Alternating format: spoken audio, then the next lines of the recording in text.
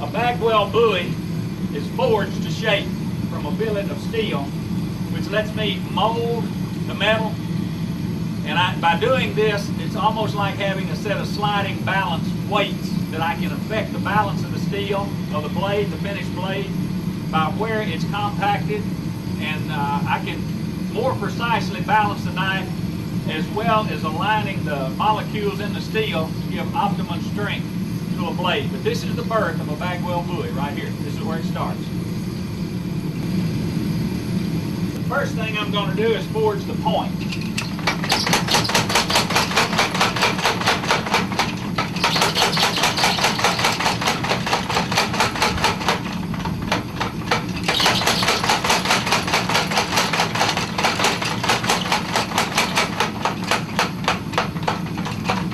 It will take several heats to accomplish the contour of the point.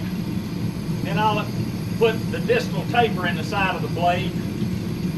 Then I will forge the cutting bevels to shape, and then I will forge the tang in. And then after I have the tang forged on it, then it's a matter of taking the handheld hammer and doing the subtle finish work that allows the blade to have that live magic in your hand that good forged blades possess.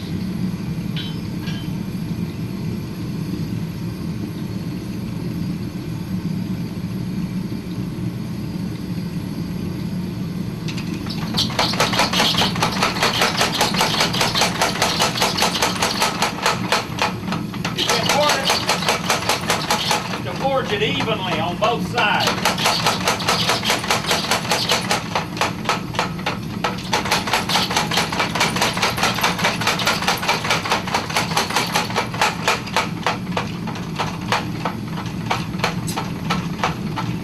You have to be careful to not let the blade get too cool. If you do, you'll induce stress and cracks into the blade. If you get it too hot, you'll burn it up. And adversely, you can actually burn steel, and you can adversely affect the grain structure. You will adversely affect the grain structure if you get the blade too hot.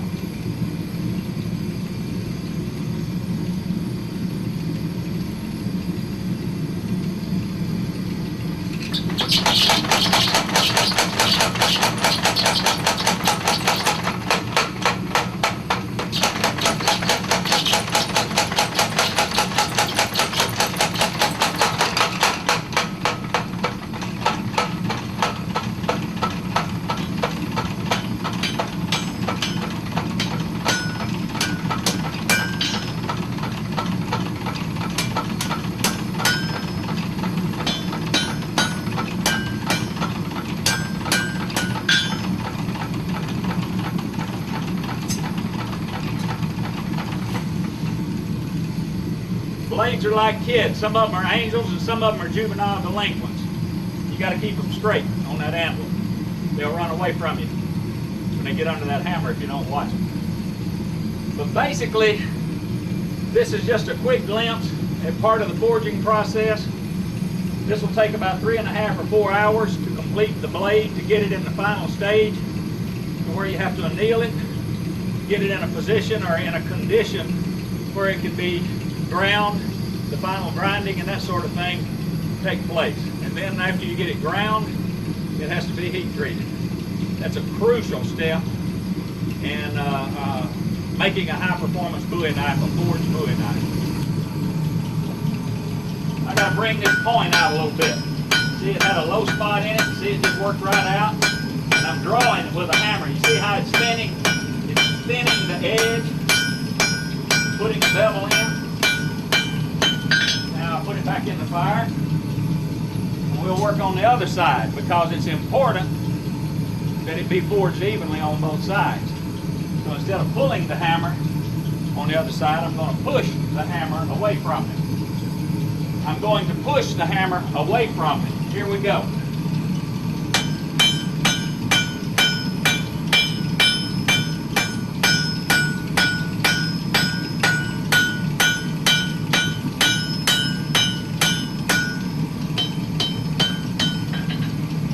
Point's getting too high. I've got to get it down to where I want it. So you just kind of take a hammer,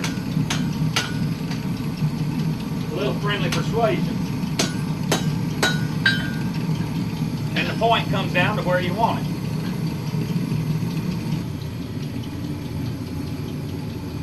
It's important to forge it evenly on both sides. And here I'm pushing the hammer away from it to like mold the steel in the direction that I want it to go. But I'm also notice I have a taper in that blade. It's thicker here than here. That's called a distal taper. And that's one of the things that gives you speed.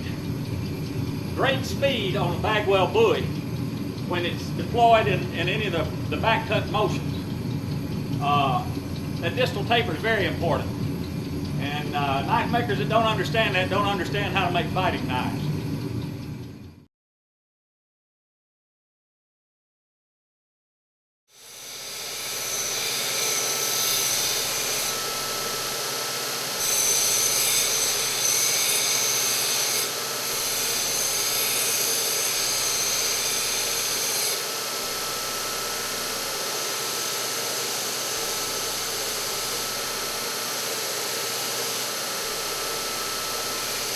After we get the rough forging, then we come to the grinder, and then we turn it into a knife blade. Almost. We get all our bevels and grinding lines and bevels. We get them set and established, and we get the blade ready to heat treat. But right now is when the knife will really take its more or less its final shape, and I'm feeling of it with my fingers. And I don't have any jigs or patterns. This is all freehand. It's all done by eye and intuition. And I can feel what I want. I can tell from the feel of the blade where the weight lies, what the balance factors are. I'm getting it very close here on the grinder.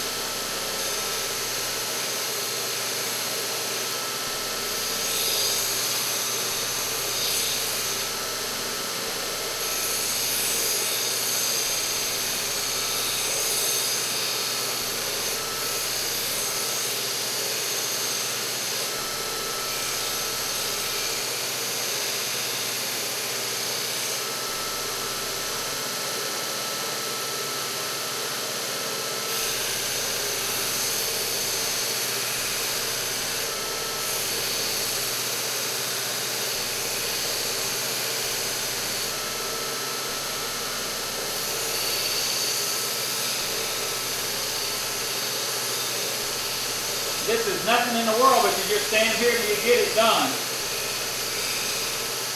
And I had obviously done quite a bit of work on this before I started for the demonstration for the camera. But in any case,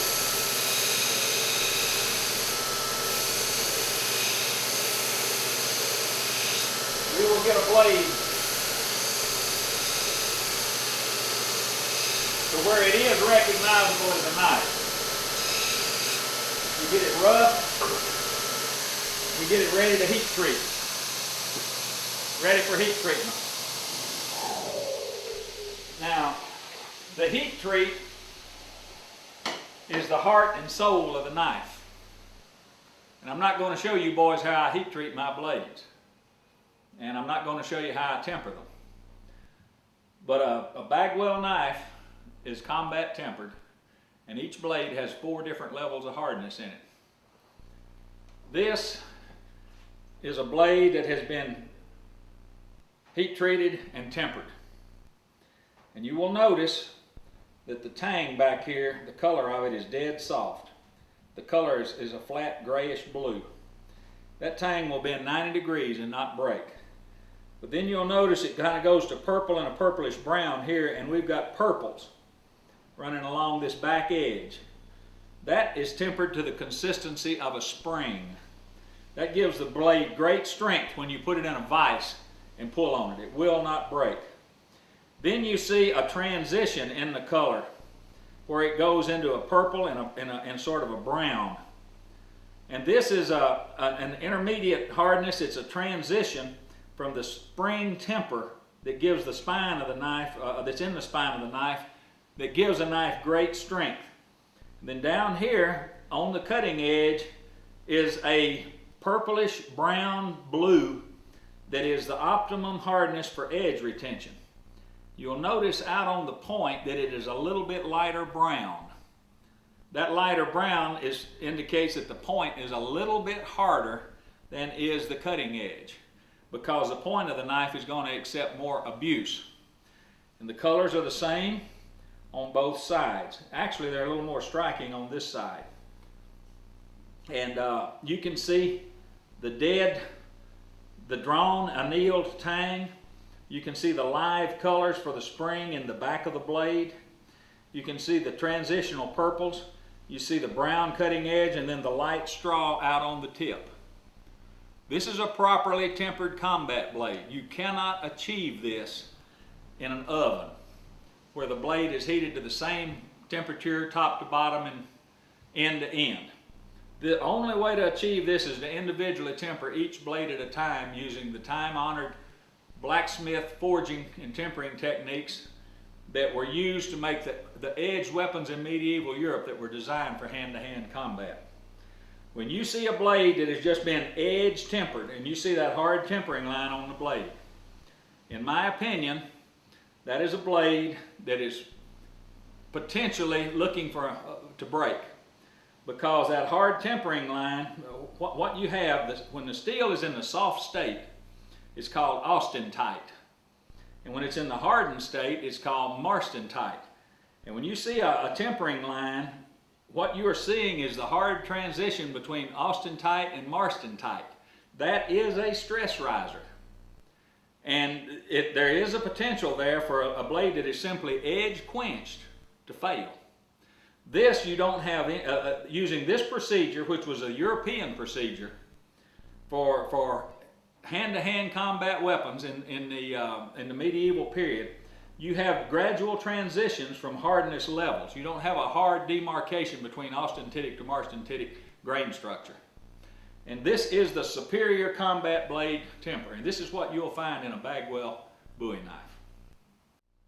Well, fellas, there's been a number of questions about the proper way to sharpen a Bowie knife. And it is an edged weapon it has no equal if it's properly made and properly balanced, but it also needs to be properly sharpened. And I'm going to show you the correct way to sharpen a combat Bowie knife. And the first thing we need is a knife. Well, I just happen to have one here. We have the clip point that needs to be sharp, but more importantly, we've got to have that point sharpened so that it is a very small radius sharpened around the point.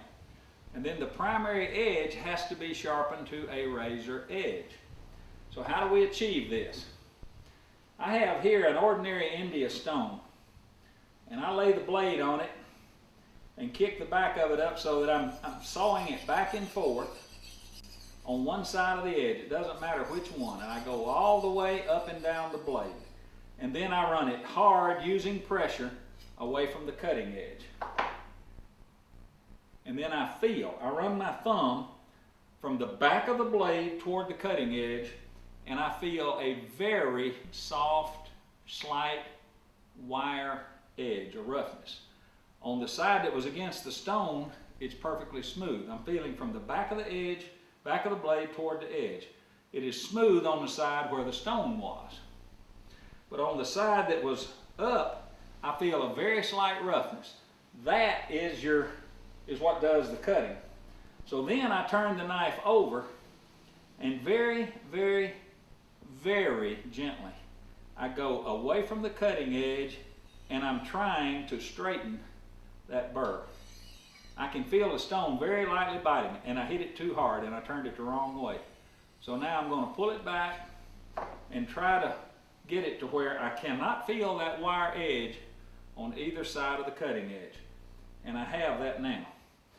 Now very lightly on the edge of this wooden workbench, I run it about once or twice on each side to sort of polish that burr. And then I will strop it on my hand. Now you're better off using a piece of leather for this. This is kind of an acquired taste, an acquired skill. And at this point, the knife should shave if I can find some hair. And there it goes. There's the hair. Now the primary edge is razor sharp, but that's not where all the action is on a Bowie knife. Oh man. We have got to get the point. The way you sharpen the point is you put the point on the stone and rock it back and forth and then roll it in your hand. Just that simple. And you do that on both sides. Just like that. And then it is sharpened around the point. And when you take the point of that knife and draw it across something, it will slice it to the full extent of its, around the point there, the full extent of the blade's length. To get the clip sharp, you put it on the edge of the stone and then just draw it down the stone and pull a hard burr up. Because this angle is so abrupt, you cannot get this razor sharp with any consistency, and you don't want it that way. You just stand you up a very rough burr on the back and run your finger down it and see if it bites. And it does. Now, what we have is a razor sharp cutting edge, a point that is sharpened around a radius, and then we've got like a talon or a claw here on the back that does the cutting. And so what we have actually is a knife that will make finesse cuts. We've got a powerful weapon that makes finesse cuts. I'm slicing a Lowe's advertising circular here. This is newsprint. And if your knife is not sharp, you can't slice newsprint. And if you really want to see a finesse cut, take a piece of newsprint, one piece, and just roll it up in a little cylinder. One sheet of newspaper in a little cylinder. And we're talking a finesse cut here. And then you just make a very clean cut. And if you don't have a good knife and good edge geometry and it's not sharp, you won't make that cut. Now there's your finesse cuts. So after you do that, you put your knife on back in the sheath, inside your waistband, pull your shirt over it, and you're ready to go uptown. And you say, what for? Well, uptown, you just might encounter a gangbanger. And you might need to make a power cut, you know. I mean, you might really need to do some heavy duty cutting. So what do? If you need that, you pull out your Bowie knife and you cut his hand off, or any other body part that might get in the way. Now I understand that this is an extreme measure, but we live in extreme times, and sometimes as a life-saving measure, you may need to do that. And if you have a really good Bowie knife and you have it sharpened properly, you can make finesse cuts, you can make back cuts, we'll get into the back cut, and you can make power cuts.